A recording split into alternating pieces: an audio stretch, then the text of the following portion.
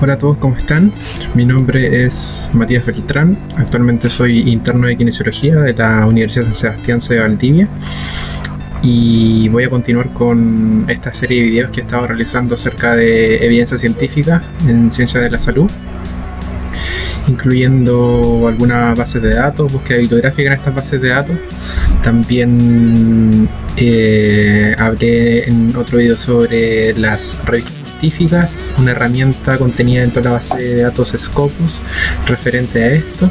Y el día de hoy voy a hacer un video sobre búsqueda bibliográfica en la base de datos Pedro, que es una base de datos australiana y que es una base de datos que contiene mucha información sobre intervenciones en fisioterapia o terapia física o kinesiología, y que también comprende diferentes áreas dentro de esta misma carrera o profesión. Bien, vamos a comenzar. Primero comentándoles un poco sobre la historia de esta base de datos, que es una base de datos que, bueno, como está el fondo de esta presentación, naranjo hoy en día, que es el color que tiene la base de datos en su interfaz, pero antes tenía color morado, como vemos acá. Esta es la antigua insignia de Pedro, que esta base de datos se estableció en el año 1999 por un pequeño grupo de fisioterapeutas clínicos y también académicos, que los vamos a conocer más adelante, y toda esta información está contenida dentro de la base de datos. Uno la puede leer, puede conocer a estas personas, y de hecho también puede tomar contacto con ellas si uno quisiera colaborar con la base de datos enviando un correo electrónico. Ya, la base de datos Pedro está producida por el Institute for Musculoskeletal Health y por la Universidad de Sydney de Australia, y está patrocinado por el Neuroscience Research Australia, que los fundadores de esta base de datos, este pequeño grupo de fisioterapeutas clínicos y académicos, trabajan para estas organizaciones. Y también la base de datos tiene algunos partners o nexos, ¿no es cierto?, que estaría la Confederación Mundial de Terapeutas Físicos, y también está la Asociación Australiana de Fisioterapia, entre otros. La base de datos Pedro tiene la misión de maximizar la efectividad de los servicios de fisioterapia al facilitar la aplicación clínica de la mejor evidencia disponible. De hecho, uno también podría suscribirse y la base de datos te envía a tu correo la evidencia más actualizada. Esta es una organización sin fines de lucro donde la fisioterapia efectiva está centrada en las personas, centrada en la prevención segura y técnicamente competente, basada en la mejor evidencia disponible y administrada de manera eficiente.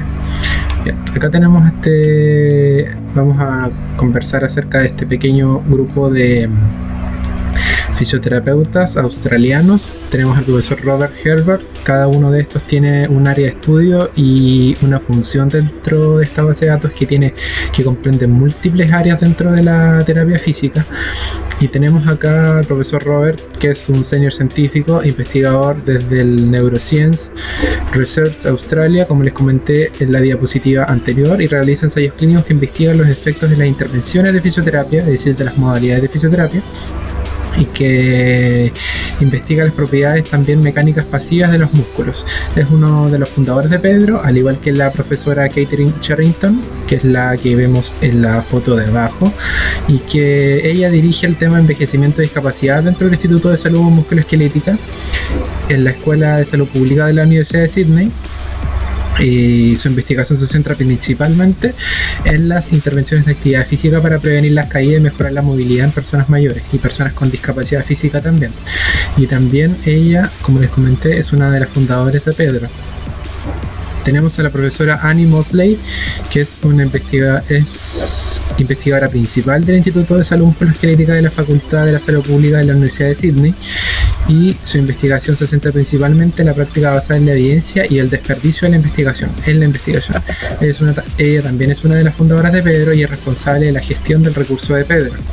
El profesor Christopher Meyer, que es un profesor de la Escuela de Salud Pública de la Universidad de Sydney, y que su investigación tiene como objetivo mejorar la atención brindada a las personas con dolor lumbar o dolor de espalda.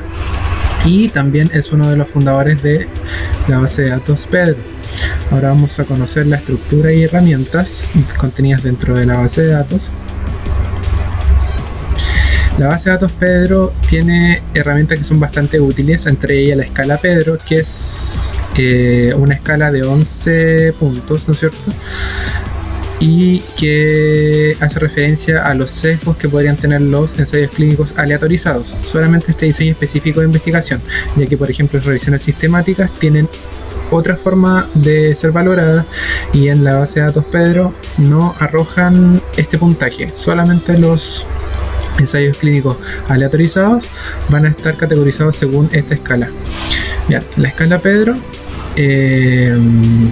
se utiliza en los ensayos clínicos indexados en la base de datos y se califican con una lista de verificación y que se llama escala Pedro, y que se desarrolló para ayudar a los usuarios a identificar rápidamente los ensayos clínicos que probablemente sean más válidos internamente y tengan suficiente información estadística para que sus resultados sean interpretables. Incluso cuando nosotros realizamos la búsqueda avanzada, que la vamos a realizar más adelante, uno podría categorizar y decir y poner ahí: yo quiero que solamente me aparezcan ensayos clínicos que tengan un puntaje Pedro de 5 o superior, para así evitar leer los que están más abajo o los ensayos clínicos que sean de peor calidad.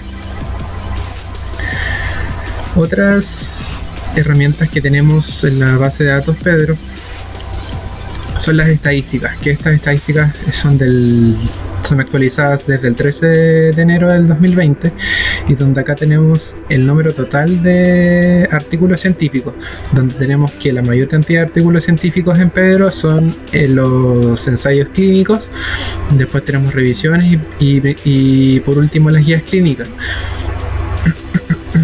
Como vemos, las guías clínicas en comparación con los ensayos clínicos son mucho menos. Entonces también tenemos los artículos científicos contenidos en Pedro según área temática o área de interés, donde tenemos por ejemplo el área musculoesquelética, que es donde tenemos mayor cantidad de artículos científicos, donde tenemos mayor ensayos clínicos, donde tenemos también más revisiones y también donde tenemos mayor cantidad de guías clínicas. Después tenemos cardiotorácico, neurológico, gerontología, y además tenemos pediátrico, cáncer, deporte, economía y otros. ¿Qué más? Sigamos adelante.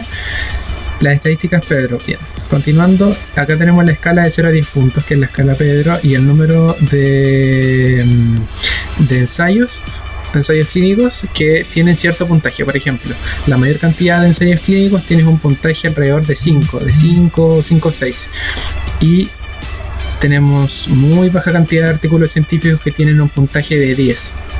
Entonces, por lo tanto, podríamos decir que la mayor cantidad de artículos científicos contenidos en Pedro tendrían una calidad más o menos regular, o que estaría en medio de la escala, del puntaje de la escala. Acá tenemos una serie de criterios, ¿no es cierto?, que están incluidos dentro de la escala Pedro, y donde nos dice que acá qué cantidad de artículos cumplen con estos criterios, y el que menor se cumple es el cegamiento de los terapeutas, que es muchas veces el más difícil de conseguir, sobre todo si estamos ejecutando una intervención con ejercicio. Por ejemplo, tenemos la randomización, que es uno de los más fáciles de poder acceder o realizar en una investigación científica, al establecer grupos, ¿no es cierto?, para probar una intervención en un ensayo clínico. Y qué más, por ejemplo, que los sujetos estén sesgados también no se cumple en la gran mayoría de los casos, bueno, en el gran porcentaje de estos ensayos clínicos. Bien, continuando, acá tenemos el mapa mundial de la escala Pedro, de la base de datos Pedro, donde acá nos indican los países que en mayor medida utilizan esta base de datos, donde tenemos que el país que mayormente lo utiliza en el mundo vendría a ser Brasil, acá en Sudamérica, y Australia también, que está por acá. Mientras más oscuro, más mientras más oscuro es porque más utilizan esta escala Pedro, o sea, perdón, la base de datos Pedro. Y también tenemos acá Estados Unidos, tenemos igual Canadá, por aquí Chile, mira, y Europa también lo utiliza bastante. Bien. Esta es la interfaz de la base de datos Pedro, donde, como les contaba, acá tiene este color naranjo, y acá tenemos que acá nos indica uno de sus compañeros o partners. Acá está traducida al español.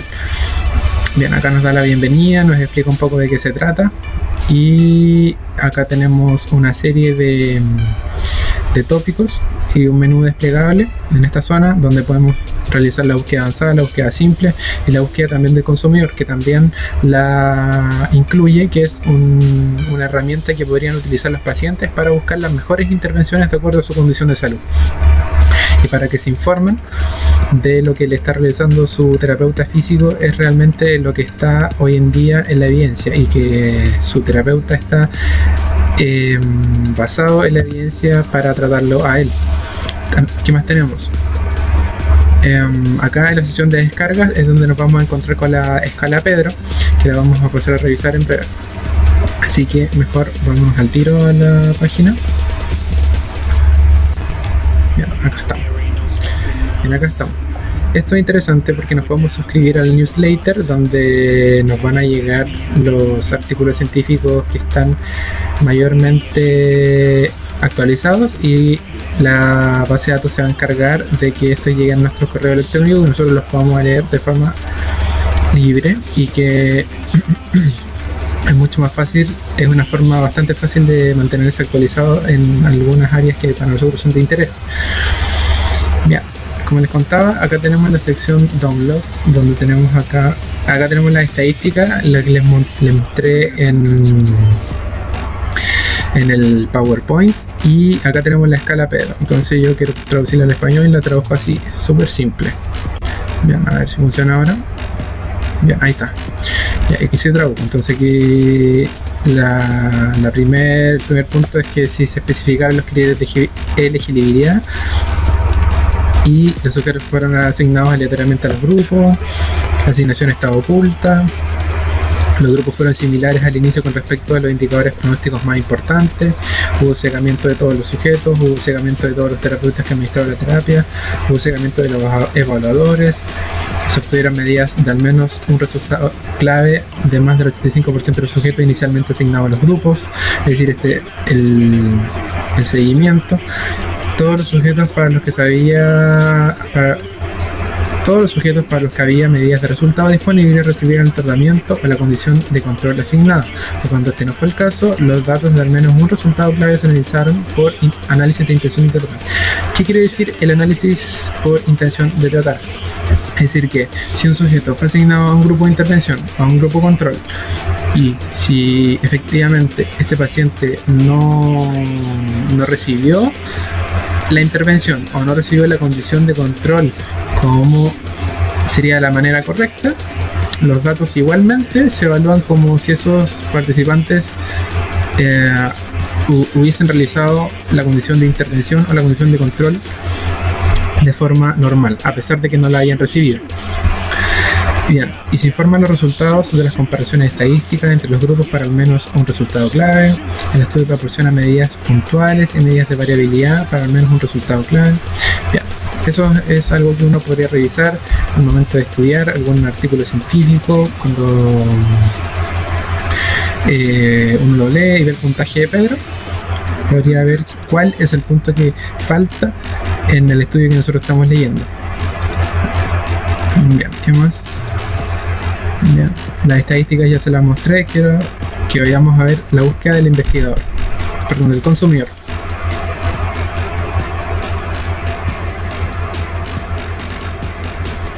A ver si carga.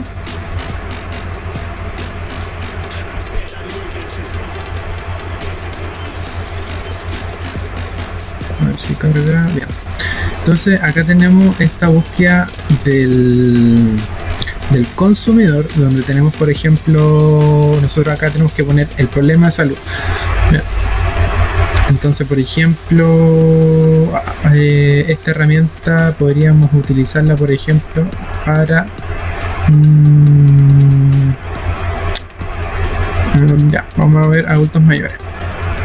El síntoma de dificultad experimental. Vamos a ver simplemente dolor. Esta herramienta que me gustaría saber es, ya. Entonces acá tenemos todas las modalidades de intervención de fisioterapia que están contenidas acá en la base de datos. Y yo quiero probar, por ejemplo, ejercicio u otros tratamientos en el agua. A ver. Tenemos modalidades pasivas, también modalidades activas como el ejercicio. Así que, bien. ¿Qué dice? También puede buscar ingresando un término específico o abreviatura en el cuadro a continuación. Este término puede relacionarse con escoliosis, enfisema. Bien, esto es bastante útil porque es muy explicativo y muy simple hacia el paciente. Yo no quiero agregar ninguna patología en específico, simplemente quiero mostrar esta herramienta. Y dolor, entonces nuestro problema es el dolor. Entonces, ¿qué zona corporal es la que a nosotros nos duele o a este adulto mayor le duele? Entonces nosotros vamos a poner que le duele el hombro. Vamos a iniciar la búsqueda. Vamos a ver si carga. Bien, ya cargó la página y nos dice que no encontró resultados. Entonces vamos a tener que modificar nuestra búsqueda. Lamentablemente para esta condición la base de datos no considera que hayan artículos científicos respecto a eso. Y que y sobre todo porque acá dice que muestre solamente los resultados que tengan esta búsqueda al consumidor. Entonces vamos a colocar, por ejemplo, que le duele la espalda, que vendría a ser una condición un poquito más común. Vamos a ver si carga. Bien, cargó inmediato. Entonces, ¿qué nos dice? Bien, veamos una revisión Cochrane y acá nos dice que tiene un resumen para el consumidor, lo cual es súper bueno porque lo explica de forma bastante resumida y muy simple de entender y de leer. Y nos dice la balneoterapia para la osteoartritis, es decir, una terapia en el agua. ¿Qué más nos dice? Acá tenemos el resumen para el consumidor, que es este. Tenemos el resumen que vendría a ser un resumen para nosotros con un lenguaje un poquito más específico, un poquito más avanzado, ¿no? Entonces, tenemos resumen en términos sencillos, que es la balneoterapia o terapia en spa para la osteoartritis.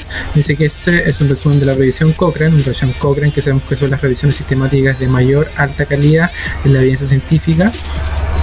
Y dice que presenta lo que sabemos de la investigación sobre el efecto de la balneoterapia, baños minerales para la osteoartritis. Dice, la revisión muestra que en personas con osteoartritis, pasar tiempo en un baño mineral en comparación con ningún tratamiento puede mejorar el dolor y la calidad de vida.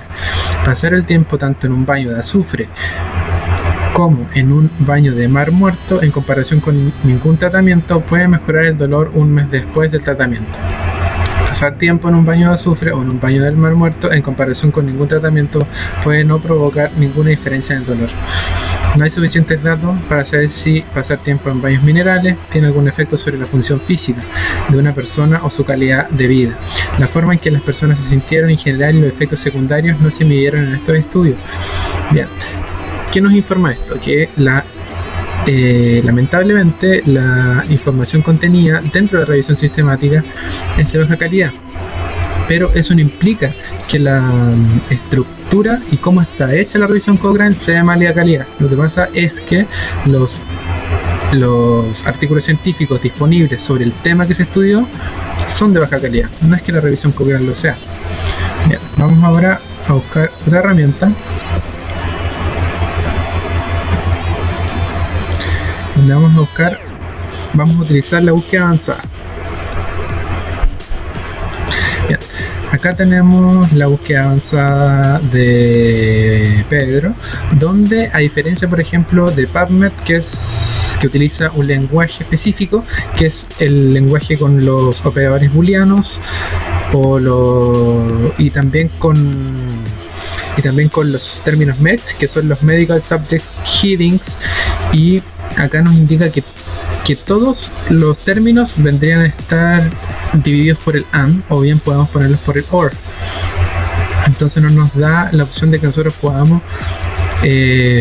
utilizar los términos booleanos en nuestra búsqueda. Simplemente vamos a ubicar un término después de otro, y estos van a estar divididos por un AND entre medio. Bien, entonces, ¿qué queremos buscar? Primero vamos a identificar el problema. Entonces nosotros, por ejemplo, vamos a buscar sobre dolor. Igual que en antes, en la búsqueda del consumidor, vamos a poner, por ejemplo, head o neck, que es bastante común, dolor de cuello, dolor cervical, dolor de cabeza, que están íntimamente relacionados. La subdisciplina, el área musculoesquelética. La terapia, ¿qué terapia queremos investigar? ¿Qué intervención nosotros queremos saber un poquito más? Vamos a buscar acerca, por ejemplo, de fitness training, health promotion, neurofacilitación. Interesante. Skill training, strength training, stretching. Bien, esto es importante porque son técnicas que nosotros las vemos comúnmente en diferentes videos, en redes sociales, por ejemplo en YouTube también, donde se ocupa mucho la manipulación vertebral, se ocupa bastante también la movilización y el masaje para tratar el dolor cervical. Entonces vamos a buscar algún estudio que sea de alta calidad para ver de qué nos habla sobre estas técnicas. Bien. Vamos a buscar tópico, whiplash, no, método, a ver qué hice acá. Vamos a buscar un ensayo clínico. Solamente queremos probar la efectividad de una intervención. Entonces, autor o asociación no queremos. No quiero buscar una población en específico. Quiero ver de qué nos habla de forma general. Algún artículo que sea bueno. Lo que me interesa es eso, que encontremos un artículo científico en escala Pedro que ojalá tenga 10 puntos. Así que vamos a poner acá score at last al menos 10. Vamos a ver qué sale. A ver, no quiero tampoco utilicé esto de abstract y título porque quiero saber cuántos artículos me van a salir. Ya, me dice que no salieron artículos, por lo tanto, a ver. ¿Qué más podemos buscar? A ver, musculoesqueletal. Y si sacamos el área temática, a ver. Tampoco. ¿Qué nos dice? Voy a ponerle pausa un segundo, voy a poder leer tranquilo. Bien, entonces, a lo mejor, ¿qué está pasando? ¿Por qué me sale que no existen resultados al respecto? Porque probablemente no exista ningún ensayo clínico en escala de Pedro de 10. Entonces vamos a poner 5 y vamos a ordenarlo de mayor a menor. Entonces nos van a salir igualmente todos los que tengan el puntaje más alto. Vamos a ver qué sale, a ver. Ah, mira, nos salen mucho más. Entonces el puntaje máximo era 9. Ok, entonces eso es lo que vamos a hacer. Vamos a poner puntaje 9. Entonces acá nosotros automáticamente encontramos ¿cuánto? 9 artículos científicos, que es bastante, digamos, revisable. No es una cantidad exorbitante de artículos científicos, ¿no es cierto? Una tremenda lista. Y vamos a ver de qué nos habla. Efectos inmediatos y a corto plazo de la manipulación torácica en pacientes con dolor cervical y radiculopatía. Bien, esta también está con resumen para el consumidor. Entonces me interesa bastante. Vamos a ver de qué se trata esta.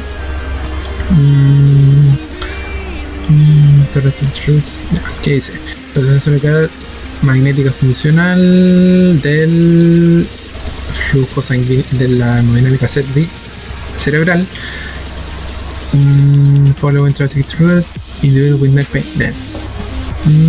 Sí, quizás nos aportaría algún un dato interesante, pero a lo mejor no es tan relevante para la práctica clínica.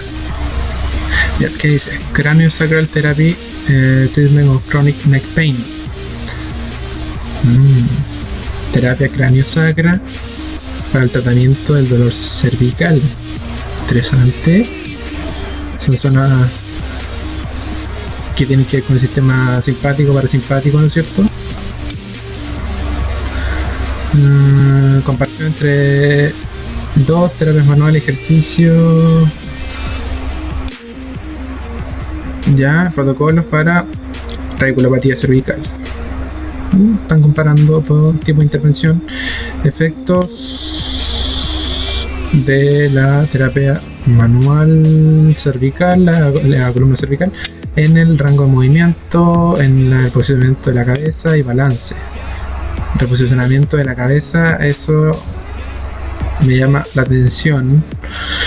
En participantes con discinesia cervicogénica, it's one better than other. Bien, aquí a ver, aquí me parece que están encontrando la que es mejor, pues, así que vamos a revisar estos dos. Vamos a ver de qué nos habla, vamos a traducirlo en español. Ya, efectos inmediatos y a corto plazo de la manipulación de la columna torácica en pacientes con radiculopatía cervical. Un ensayo controlado aleatorio. Bien, tenemos ahí el resumen del consumidor. ¿Qué tenemos acerca de este? Es un ensayo clínico del año 2019, de mayo del 2019. Esta es de la revista JOSP, de la Journal of Orthopedic and Sport Physical Therapy, que es una revista bastante conocida a nivel mundial en el área de la quina musculoesquelética. ¿Qué tenemos? 9 de 10. Entonces acá nos indica la escala Pedro, todos los criterios que se cumplieron. Entonces, por ejemplo, si tuviésemos un ensayo que tenga poquito, como por ejemplo 4 puntos de la escala Pedro, buscamos todos los que faltaron y podríamos eventualmente buscar otro mejor. Bien, entonces, ¿cuál es el único criterio que no se cumplió? El único criterio que no se cumplió es que los evaluadores fueron sesgados. Eso es bastante común y como vimos en el gráfico que les mostré en el PPT, este es el punto de la escala Pedro que menos se cumple a lo largo, de forma transversal en todos los artículos científicos o ensayos clínicos de esta base de datos Pedro. ¿Qué tenemos? Antecedentes. Se ha demostrado que la manipulación de empuje de la columna o through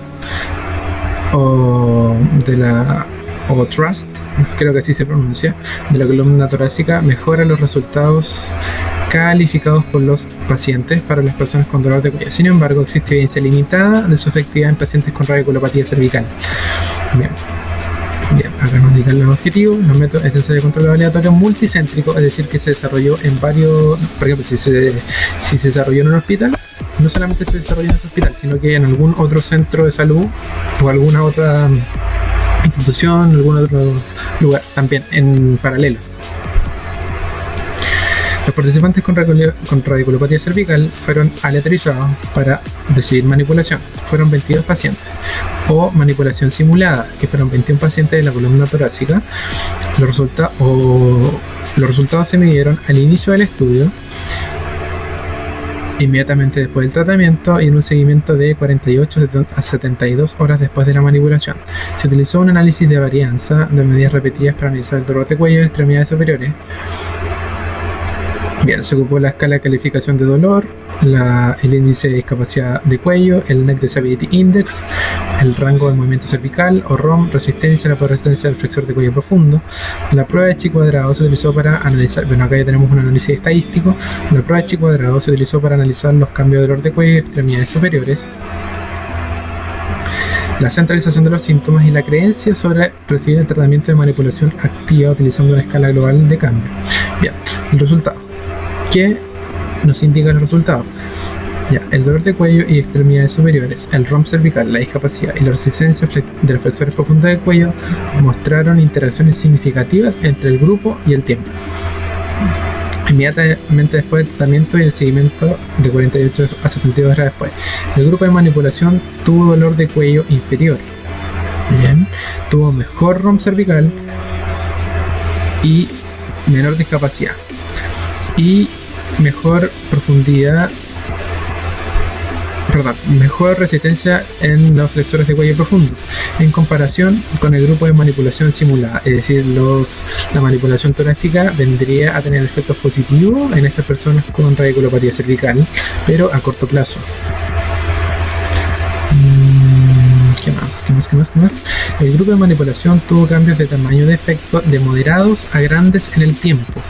No se encontraron diferencias entre los grupos para el dolor de las extremidades superiores inmediatamente después de la intervención, de las 48 a 72 horas después de la intervención. Entre 48 y 72 horas después del tratamiento, una mayor proporción de pacientes en el grupo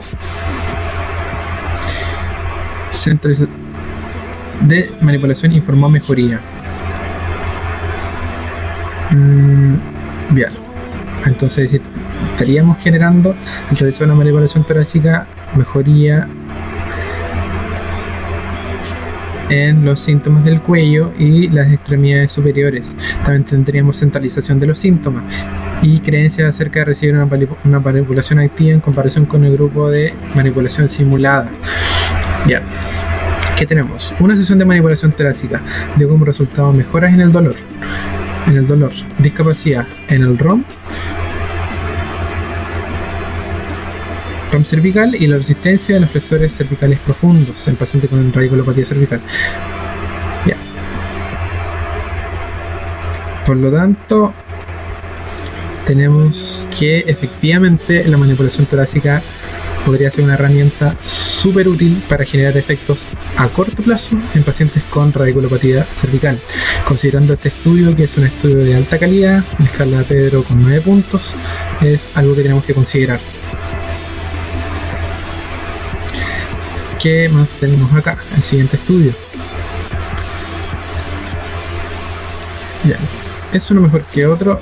Un ensayo clínico letrizado de terapia manual para pacientes con dolor de cuello crónico. ¿Qué tenemos? 9-10. Podría apostar que el que no se cumplió fue el mismo, el cegamiento de los terapeutas. No, evaluadores ciegos. Lo mismo, todo el resto se cumplió. Acá tenemos un pequeño... El texto completo a veces está gratuito, lamentablemente, pero vamos a limitarnos a leer este pequeño resumen antes también de que el video se haga tan largo. Bien, dice que el propósito fue comparar la efectividad de 3 técnicas de terapia manual. Tenemos la terapia manual con alta velocidad y baja amplitud. Tenemos la movilización, que aquí tendremos el thrust, ¿no es cierto?, de alta velocidad, baja amplitud, la movilización, pequeñas movilizaciones, ¿no es cierto?, y deslizamiento apofisio natural sostenido o SNAC, que eso lo realiza el terapeuta, o porque también existe el self-SNAC, que es el que realiza el propio paciente. Por ejemplo, si queremos realizar un self-SNAC en cuello, podríamos realizarlo con una toalla. Entonces nos enrollamos la toalla en el cuello y con la misma toalla generamos el movimiento cervical y generamos el deslizamiento. Entonces sería un self-SNAC. Bien, ¿qué más tenemos? En pacientes con dolor crónico de cuello. Entonces, el ensayo controlado aleatorio incluía pacientes con este dolor cervical crónico, reproducible mecánicamente, dolor cervical crónico mecánico, que fueron asignados al azar en un grupo de tratamiento. Las medidas del resultado, ¿cuáles fueron? La escala visual análoga, el Neck Disability Index, el GROC, que es una calificación global de cambio que han hablado bastantes kinesiólogos al respecto en diferentes lives que han hecho en Instagram, en Zoom y también por redes sociales. De hecho hay varios posts al respecto de esta calificación global de cambio, que es un indicador, no es algo que sea tan que diga efectivamente que tenemos que considerar y que va a guiar totalmente nuestras decisiones. No, es simplemente un indicador. El rango de movimiento cervical, el análisis de varianza de medidas repetidas bidireccionales, comparó los resultados al inicio del estudio. Ya, acá tenemos el análisis estadístico. Al inicio del estudio, al final del tratamiento, al primer, segundo y tercer mes se hicieron varias mediciones. de estas mediciones de resultados que mostramos anteriormente. Fueron 51 sujetos que completaron. No se encontraron diferencias significativas entre alta velocidad, entre movilización y snack. Al final del tratamiento y durante el seguimiento, en ninguno de los resultados analizados no hubo diferencias en la satisfacción de todas las técnicas. Los resultados llevan a la conclusión de que no existe una diferencia a largo plazo entre la aplicación de cualquiera de estas tres técnicas en el dolor, la discapacidad y el rango de movimiento cervical para pacientes con dolor cervical mecánico crónico. Interesante. Como leímos en el estudio anterior, la manipulación vertebral o ¿no es cierto?, la terapia manual de alta velocidad y baja amplitud podría tener efectos a corto plazo, pero en este estudio nos están diciendo que en comparación con otras tres técnicas de terapia manual que no consideran esta alta velocidad, tienen efectos similares. Entonces también es algo que tenemos que considerar y a lo mejor podemos incluir dentro de nuestro plan de tratamiento estas tres técnicas para potenciar su efecto. Pero es algo que también deberíamos buscar en la literatura para ver si existe, para ver si se ha estudiado y ver qué pasa, para saber efectivamente si lo que estamos realizando con el paciente tiene validez científica. Bien. Eso fue este video sobre la base de datos Pedro. Es un video que espero que les sirva. Es una base de datos bastante útil, bastante fácil de utilizar, donde ahí están contenidas todas las intervenciones que nosotros vamos a realizar como kine, o la gran mayoría de ellas, y que, como les mostré, vamos, ¿no es cierto?, a categorizar la evidencia por puntaje. Entonces podemos buscar la mejor evidencia enseguida y dejando de lado, ¿no es cierto?, las que tienen menor puntaje en esta escala Pedro. ¿Qué más? Interesante, esta base de datos, como les comentaba, es bastante fácil de estudiar, sobre todo para estudiantes y también para el paciente. Como les mostré la herramienta anterior, la herramienta donde salía del cuerpo humano y donde el paciente puede seleccionar la zona del dolor que le duele, bastante gráfica. Y bueno, espero que les haya gustado, espero que la puedan utilizar, que basen sus tratamientos en evidencia científica, que también por lo demás es un desafío porque ocupa bastante tiempo, bastante esfuerzo de parte de uno, pero es lo que nosotros tenemos que realizar para entregarle lo mejor a nuestro paciente. Así que eso, muchas gracias y espero que les haya gustado y nos vemos en otro video.